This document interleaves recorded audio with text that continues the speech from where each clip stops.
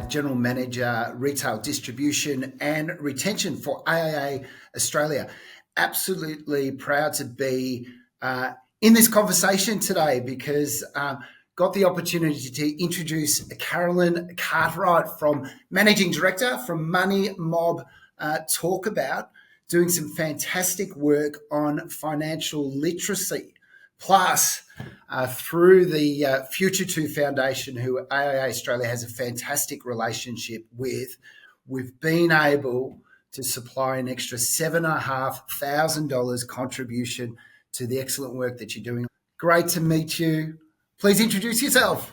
Thanks so much, Craig. You're great to be talking to you today. You introduced me perfectly, Managing Director of MoneyMob Talkabout.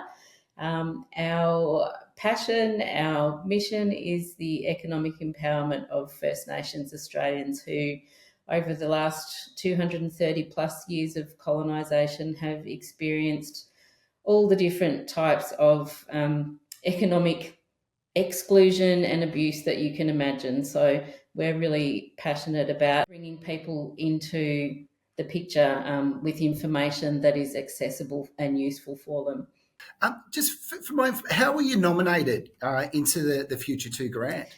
We were actually nominated by our accountant. They have a passion for supporting not-for-profit organisations, to get the best financial information that they can. So there's a nice synergy there between what we do and what they do.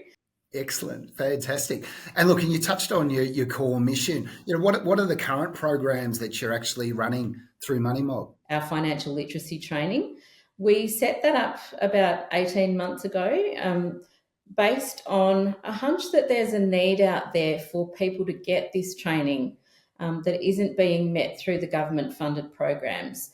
First Nations communities are geographically remote, they're small, there's not a lot of employment, and historically people have been locked out of the economy. So a lot of financial need in those places. So that means that, for example, people who might be going into their first job or just leaving school or,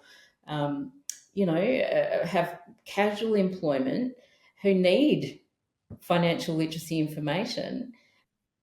Yeah, fantastic. And, as mentioned earlier, it was great that your accountant actually stepped up, put that nomination through. You were selected, and then, of course, I'm proud that we were able to have that extra funding. With that little extra funding, how's that going to enhance the program of work that you're actually doing? Well, we've already delivered to one organisation that wasn't able to pay otherwise. That's Saltbush Social Enterprises in Darwin, another fantastic organisation supporting long-term unemployed First Nations job seekers. We've run a couple of days of financial literacy training for them. And in 2 weeks' time, I'll be heading out to Arnhem Land to a community called Gapawiak, or Lake Avella in English. And I'll be delivering to the board of an organisation out there.